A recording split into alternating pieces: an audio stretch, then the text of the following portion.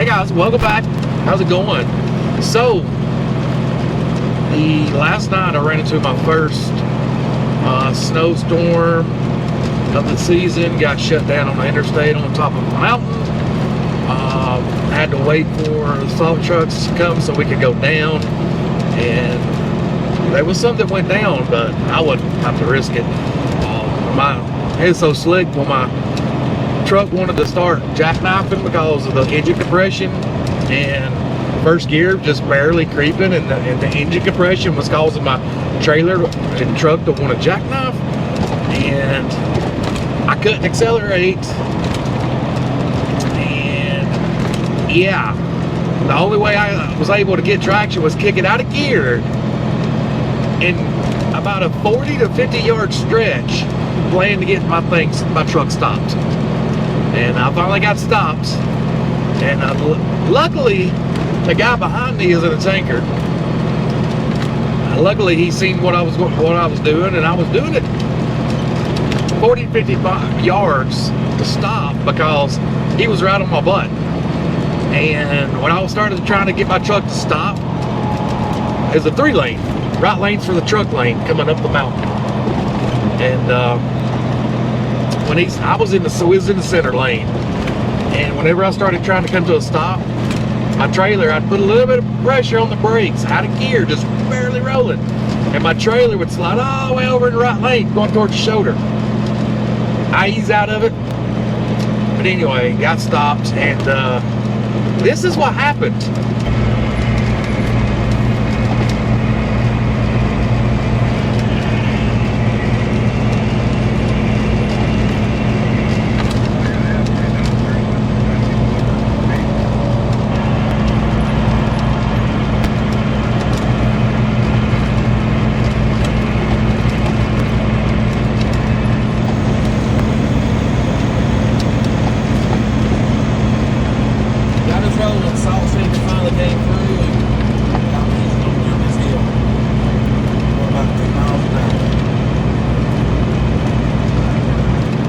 Yeah, it was an interesting night. So let's back this thing up. I'm gonna tell my story. And if you are a new truck driver and this is your first season, or even your second or third season, and you're still afraid of driving in the snow, I will give some tips at the end of this video for new drivers driving in the snow. And after that advice, maybe it will ease your pain a little bit because it can be quite scary. So last night I was coming up through PA. I'm en route to Saratoga Springs, New York, and coming out of Georgia. Man, this road's awful bumpy to be a toll road. Come on, man. You pay these tolls, you can't even get the road smooth. So I'm coming out of Georgia with a can load. There's my first problem. I ain't got but 5,000 pounds in the box. And get to PA when 78 splits away from 81. Then go to the left. You're going over through the mountains into to Wilkes-Barre in the Scranton area. Well, at mile marker 153 is not the hill that drops down into Wilkes-Barre, but it's the mountain before that. And at the bottom of it, there's an exit 155. But once you get to the top up there, I started running through some stuff, man. And I'm sitting there thinking, man, I need drive tires, and I'm looking for them. I can't seem to find anybody with my drive tires. Oh, excuse me. And I've only got 5,000 pounds in the box. So I'm like, I'm not ready for this, guys. I'm not ready. So as we're proceeding to go up the mountain, everything's good. Then we start getting into the red on the GPS. And I started thinking, man, this ain't looking good. I've got to deliver 8 o'clock in the morning. And last night it was pretty late. It's at this time, I don't know, 8 or 9 o'clock. It wasn't too late. But from there all the way up to Saratoga Springs, I had to make it because I had an early appointment this morning. So when we get to the top and it plateaus a little bit, and by this time the road's complete whiteout, and we're coming up on there's a little bridge or some guardrails. I'm not really certain what it was, but there was 3, possibly 4 cars, 4-wheelers that spun out, slid out down in the ditch. I think everybody was all right. I don't think anybody was hurt, maybe, but nobody was like flipped upside down or anything. And as we started to proceed down, you see all these slide marks. And I was behind 2 service trucks, some diesel service company, kind of like, you know, the service trucks that the Loves has got, the TA's got, but it's a private group. I was behind 2 service trucks and about 3 box trucks, and all of a sudden they started going towards the shoulder and just coming to a crawl. And they're about 50 to 60, probably 70 yards in front of me. And I'm looking, as soon as I get over, we're in the middle lane, as soon as I get over, I can see ahead. And I'm thinking, no, I'm not going down this mountain. Because at this time,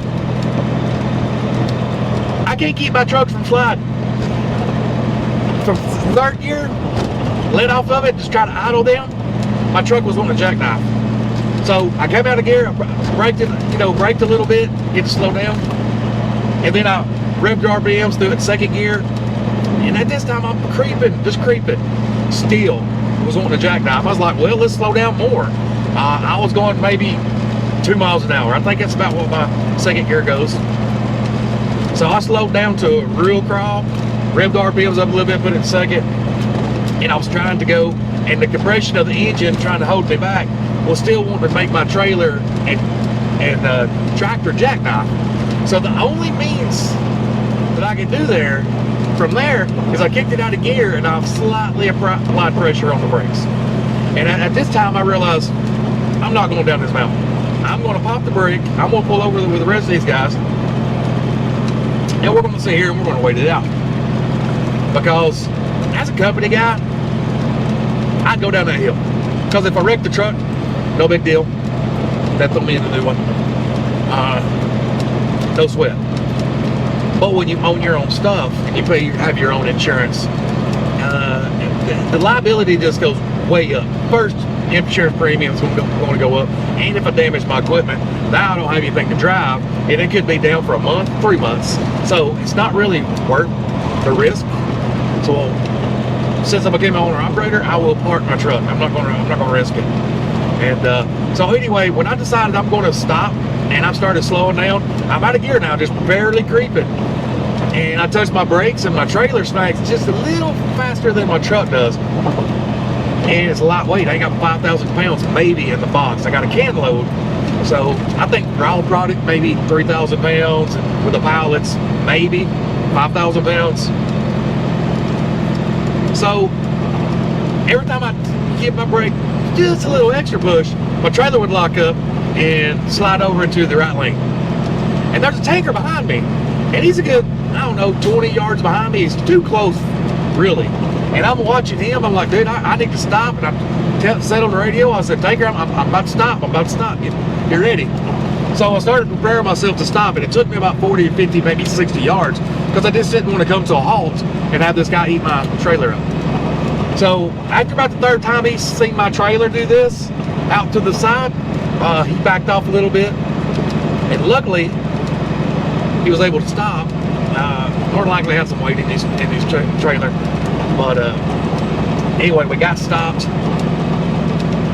and automatically I'm like, I need a break. I need a 30-minute break. I need to eat, but I'm afraid to leave the controls with my brake popped, and I'm afraid to jump into sleep or to grab something to eat, because somebody might come through and their trailer might take me out, and I'd like to be able to try to get out of the way, or my trailer wind might blow and my truck and trailer might slide. I just need to be at my controls, so I'm not going to get back there and make something to eat. So luckily, the salt shakers and the cops and DOT, they all showed up. By the time I punched my brake to take off, I was up there 32 minutes. So I got a break while this. So we was lucky. We was very fortunate to get down as fast as we did.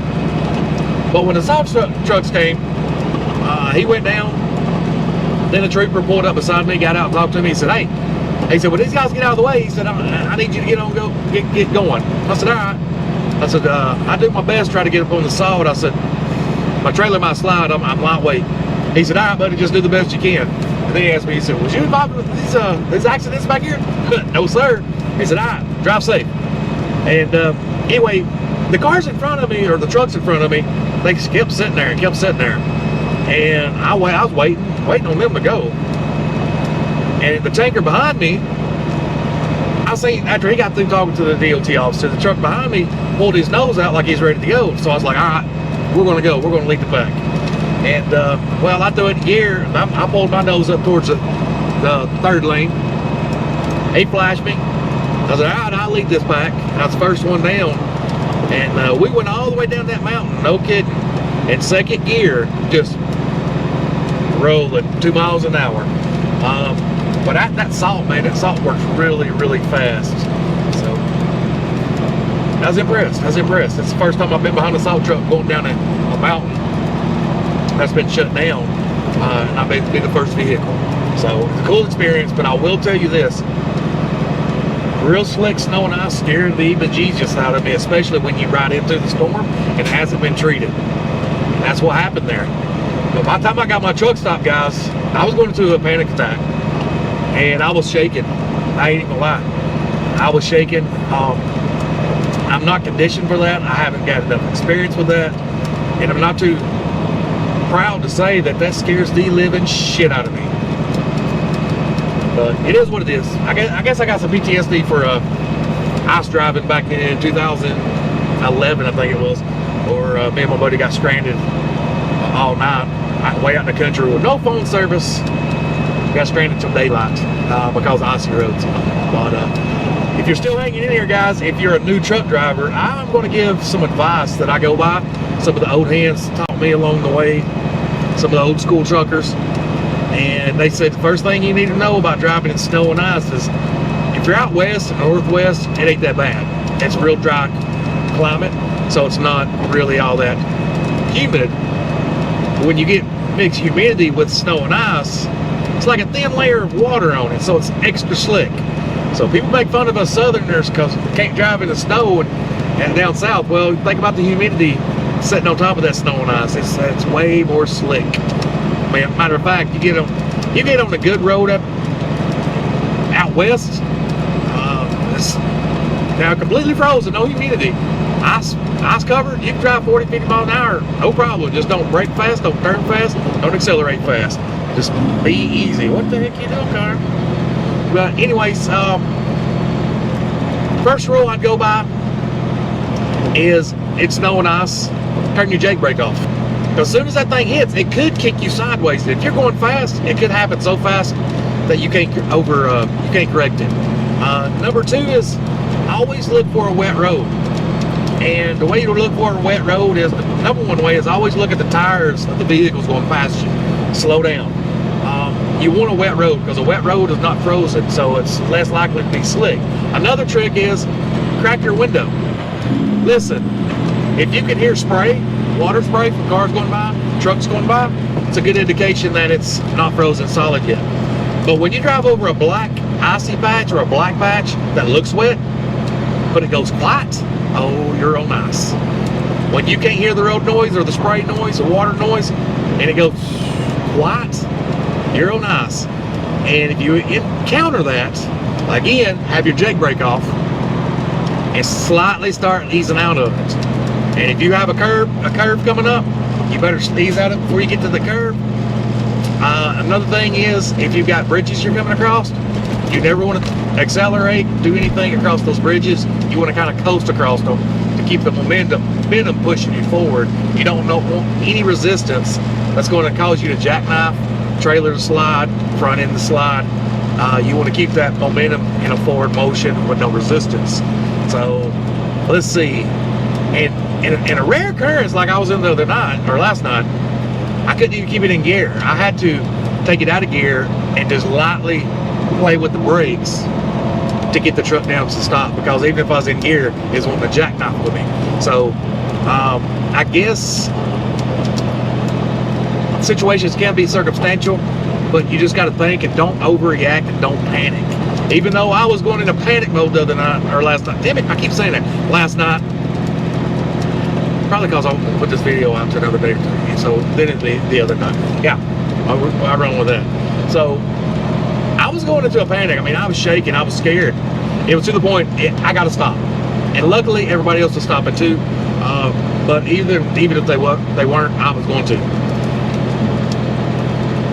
You get to that point, get to the shoulder, pop the brake, wait it out. But guys, if you're still hanging in there, you're awesome, you rock.